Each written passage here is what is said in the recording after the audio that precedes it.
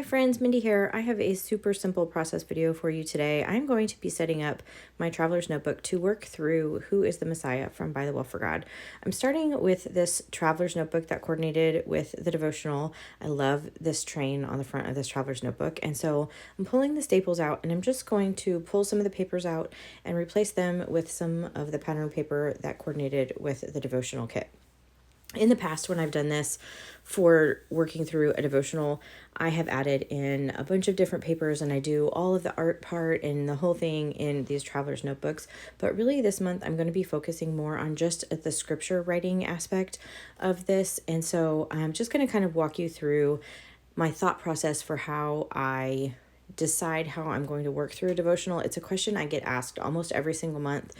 What I'm going to do, how I'm going to work through a devotional, what are my plans, and those kinds of things. And so I thought I would just maybe take a second, since I'm not really doing anything you haven't seen here before, and just kind of answer how my thought process works for making that decision. So the first thing I'm doing here, I have, like I said, pulled out a few of these papers and I'm going to just kind of pick the ones that I think that will work, and depending on how I want to fold them, depending on the pattern and everything. And so you'll see that this video is actually in real time. I have not sped it up.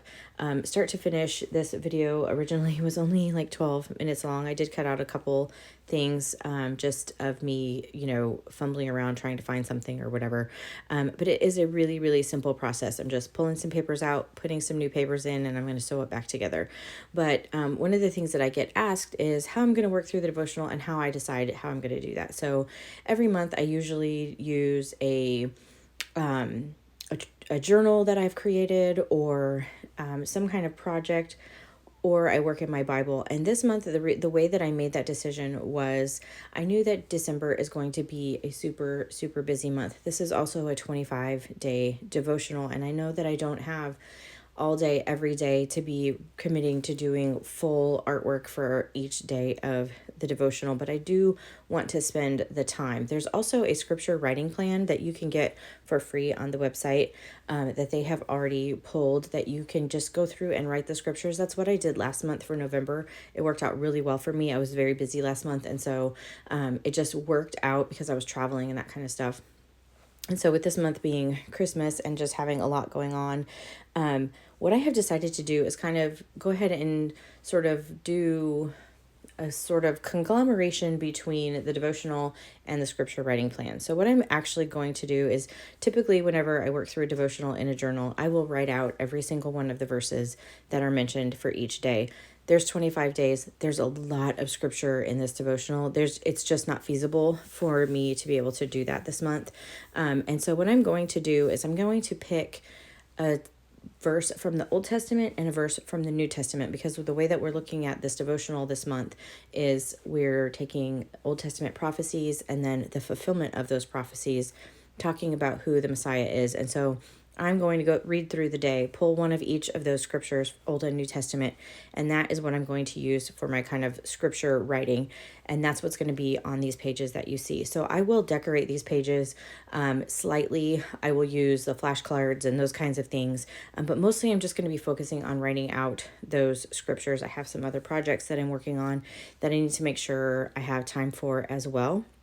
And so that's sort of how I'm planning to do that. I never make those decisions until after I've read the devotional through the first time, unless I just really, really have some super crazy idea from the sneak peeks that we see.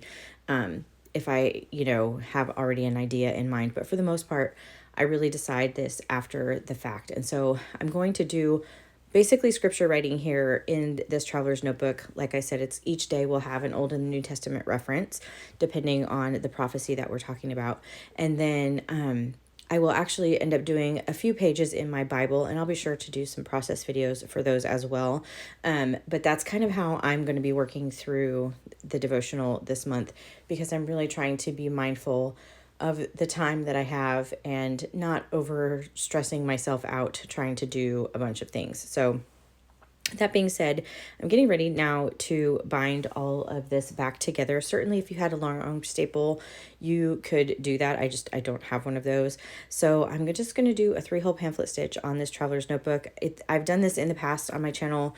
If you've been here before, you've seen me do this. It's been a while, I think, since I've actually worked in a traveler's notebook, but I'm just going to get all the papers lined up the way that I want. Some of these shorter pages, I want to make sure that when I punch the holes, I'm getting 2 holes in there just to make sure it's nice and secure. And then I'm going to clip everything into place. And then I will punch my holes, and I'm using this book cradle. You could use an old book just kind of opened to the middle to do this. And then I'm using my little clips there to keep everything nice and tight and in place. And then I'll come in with my awl, and I'm just going to eyeball this. You could certainly measure it if you wanted to, but I'm going to go roughly in the middle and then roughly an inch from the top and the bottom for my other 2 holes. Again, not measuring anything, but you could certainly, if you wanted to. I'm using a heavy duty awl here to get through all of these pages. It works really well with this book cradle. But like I said, you could do this with a phone book, or if you have one, or a magazine, something you just want to have a little bit of protection. So I have threaded my needle with some waxed linen thread, and I'm just starting in the middle hole and pulling this all the way to the outside, and then I'm going to come up to the top hole. You could do the bottom, it doesn't really matter which order, but I'm going to go to the top and I'm going to come back inside to the inner spine. I kind of didn't make my hole big enough there, so I'm having to mess with that a little bit. Then I'm going to go all the way down to the bottom hole down here and go back out to the outside. This is a very simple stitch, but it's very sturdy. It works really well, and it has held up for most of the journals that I've ever done. Usually have this particular stitch, and it works really well. So anyway, I'm going to come back now into the middle, but I'm just kind of trying to rearrange everything to get it a little bit more even for the tails of it. You can kind of see I had to pull that through there. And then I'm just going to come back now into the middle. Anytime you're doing this, and I say this all the time, but make sure that when your needle comes through, that it doesn't come through the thread that's already there. If you do that and you split those threads, you'll not be able to tighten it down. So you really want to make sure that it's not splitting the thread when you come back through that hole. And then I'm just going to kind of wiggle this through a little bit here. And then you kind of have both tails like on opposite sides of that long center thread.